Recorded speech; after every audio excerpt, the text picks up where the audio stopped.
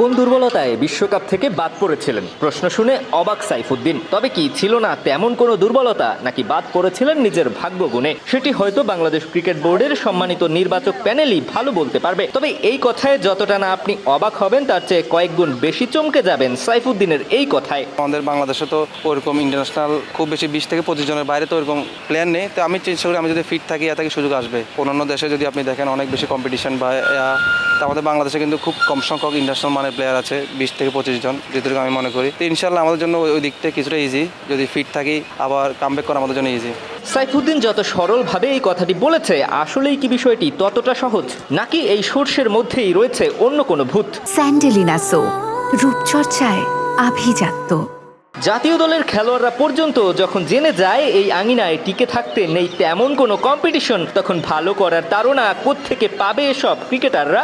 সাইফুদ্দিন নিজের মুখেই স্বীকার করলেন, বাংলাদেশ ক্রিকেটে 20 থেকে 25 জন ক্রিকেটারের বাইরে চ্যালেঞ্জ জানানোর মতো নেই আর কোনো ক্রিকেটার। কারণ টাইগারদের পাইপলাইন যে খুবই সংকীর্ণ, আরও সহজ করে বললে ওই 20-25 জনেই সীমাবদ্ধ। তার মানে এক প্রকার নিশ্চিতই থাকা যায়, ফিট থাকলেই যে কোনো সময় খুলে যেতে পারে জাতীয় দলের দরজা। আর সাইফুদ্দিনও সে বিষয়টি নিয়ে বড্ড সিরিয়াস।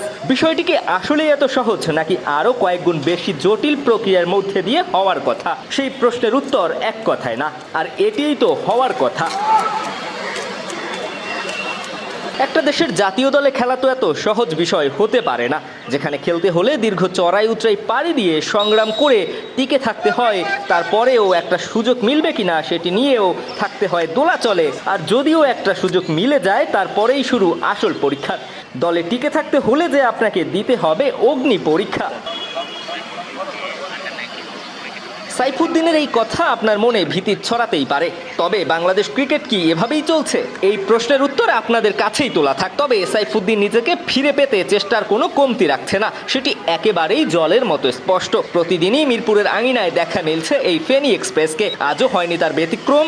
সাইফ যখন মিরপুরে এসেছেন তখন অনুশীলন চলছিল অনূর্ধ্ব 19 দলের ক্রিকেটারদের। তাই তো নিজেকে ফিরে পেতে মরিয়া সাইফ নেমে পড়লেন যুবা টাইগারদের সেই অনুশীলনে নিজের ফিটনেস নিয়ে যেমন সতর্ক ছিলেন সাইফ, পাশাপাশি জুনিয়রদেরও দিয়েছেন বিভিন্ন ধরনের টিপস।